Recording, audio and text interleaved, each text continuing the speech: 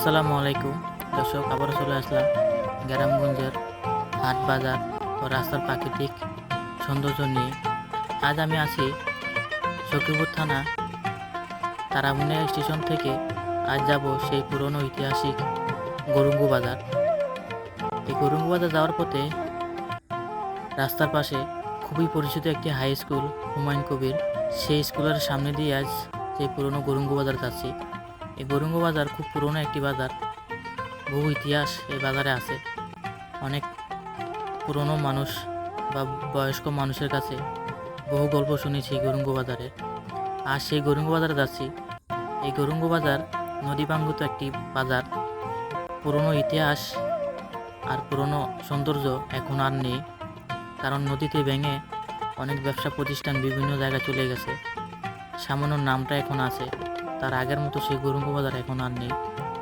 তো সেই গরুঙ্গু বাজার যাচ্ছি রাস্তা দিয়ে। যে রাস্তার দুপাশে যে প্রাকৃতিক সৌন্দর্য, সেগুলো তুলে ধরার চেষ্টা করব। বন্ধুরা, তোমরা ভিডিওটা দেখতে থাকো। এখানে কার কোন জায়গা বাড়ি, যদি কেউ ভিডিওটা দেখতে পারো তাহলে অবশ্যই কমেন্ট করে জানাবা। এই ব্রিজ থেকে শুরু করে একদম গরুঙ্গু বাজার পর্যন্ত থেকে রাস্তাটা সম্পূর্ণ পাকা। তার পরিবেশ, তার সৌন্দর্য অনেক সুন্দর লাগছে। আর আমরা যেখান দিয়ে আসছিলাম সেখানে রাস্তা অনেক ভাঙাচোরা, কাঁচা রাস্তা। ভিডিও করতে একটু প্রবলেম হয়েছে। ভিডিওর মধ্যে দেখতেই পাচ্ছেন যে ভিডিও অনেক লাফাচ্ছে ভাঙার কারণে। এখানকার রাস্তাগুলো অসাধারণ।